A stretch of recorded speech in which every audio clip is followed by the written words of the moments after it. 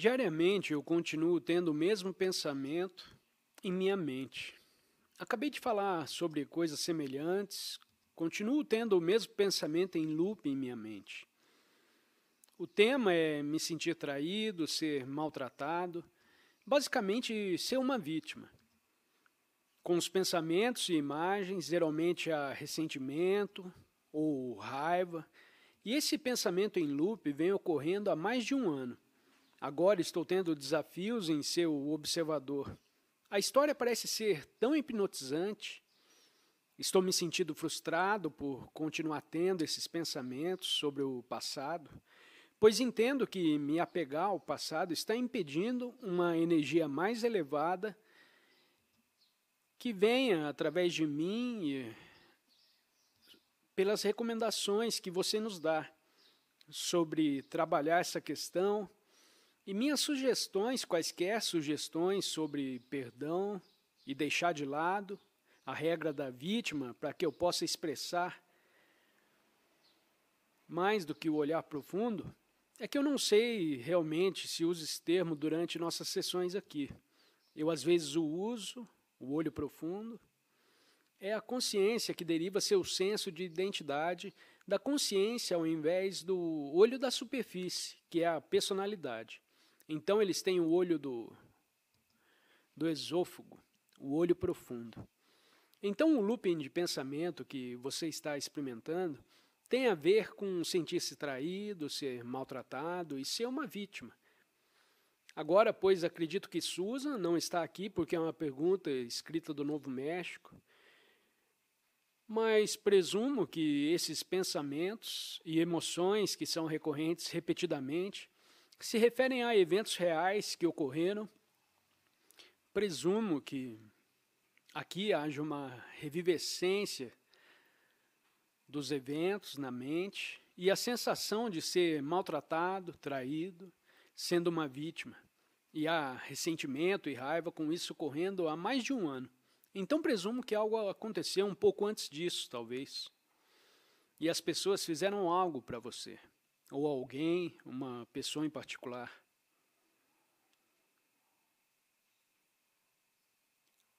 Ora, agora algumas pessoas têm isso não apenas por um ano, como nesse caso, mas algumas pessoas têm esse tipo de pensamento, pensamento compulsivo, acontecendo não por anos e décadas, às vezes voltando à infância, sendo maltratado na infância ou abusado na infância.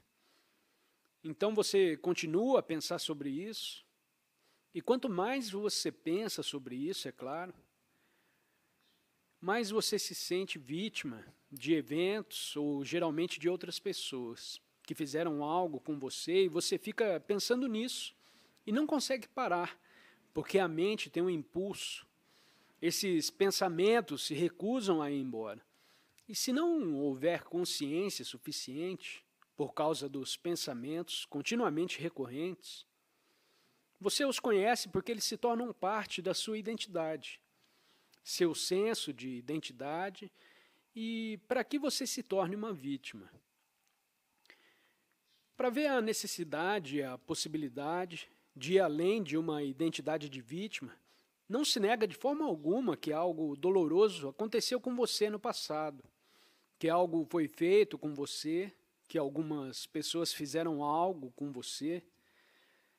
Veja como é importante ir além da identidade de vítima. Não tem nada a ver com a negação do que aconteceu com você, completamente. O que aconteceu, você sabe disso e você conhece as emoções que isso criou. Mas a primeira coisa é, como um ser humano, como é um ser humano capaz de infligir sofrimento, por exemplo, a uma criança ou a outro ser humano? Isso acontece o tempo todo. Acontece a nível individual e acontece ainda mais a nível coletivo. O ego, a águia humana, é disfuncional o suficiente no individual. Mas é infinitamente mais disfuncional, perigoso e letal quando opera como um ego coletivo, em um grupo.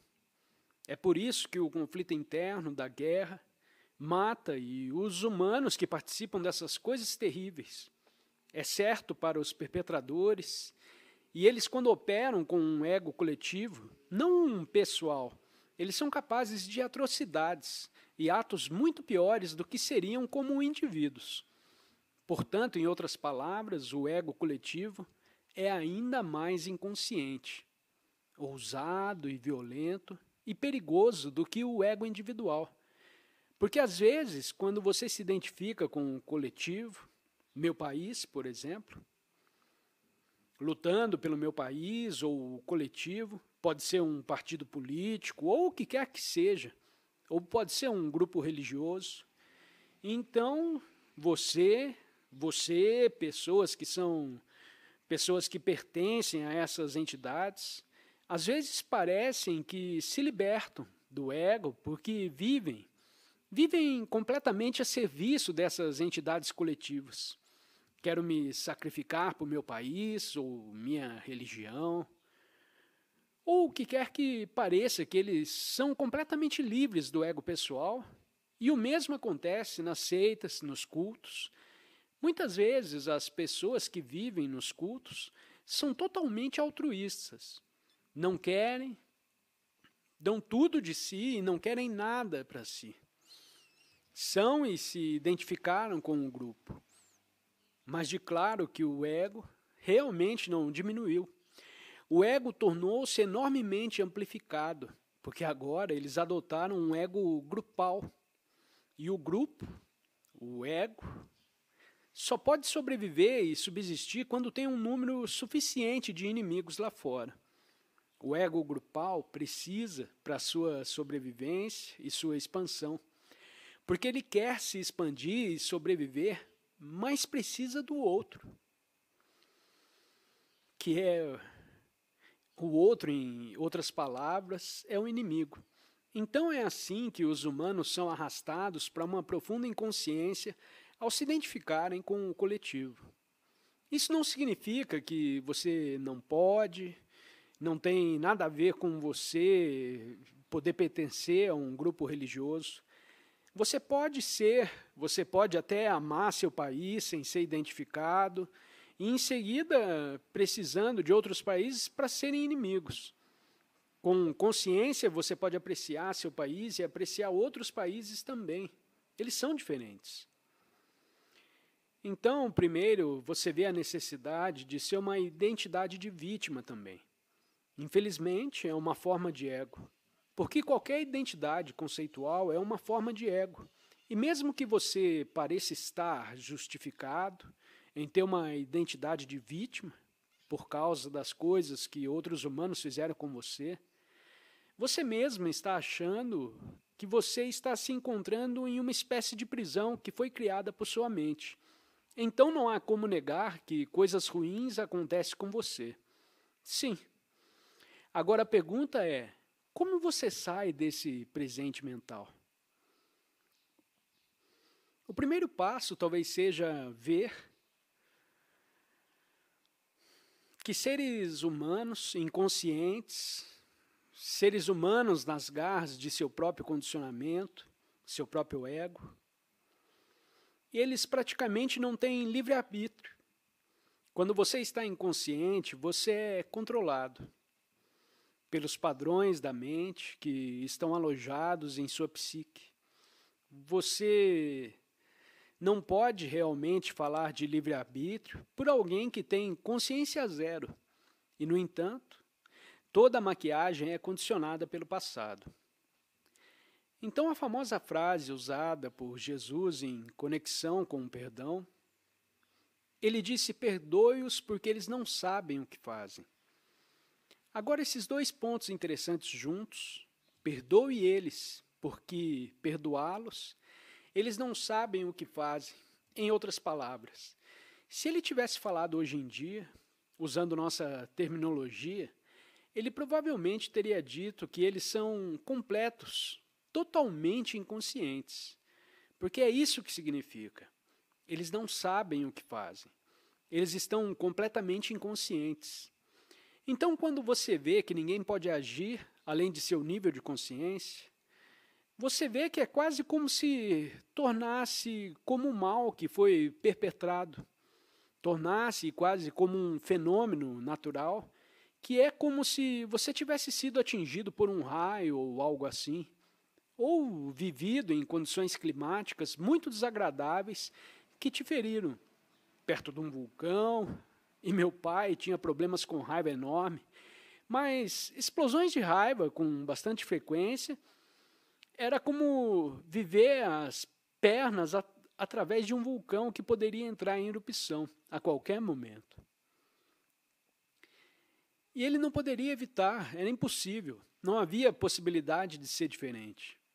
Então esses humanos são comandados por condicionamento inconsciente, geralmente remonta à infância deles e o que aconteceu lá.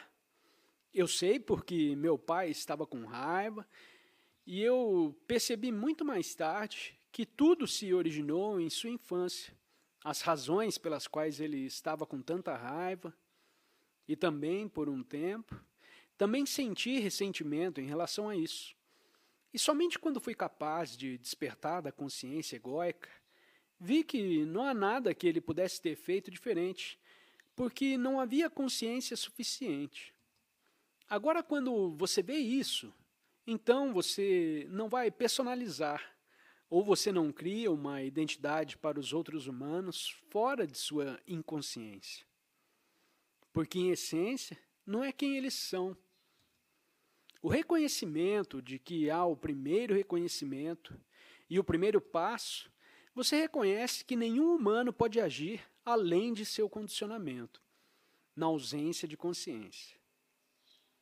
Se houver consciência, eles podem transcender seu condicionamento e então eles começam a se tornar conscientes de seus próprios padrões emocionais, mentais, disfuncionais, mentais condicionados.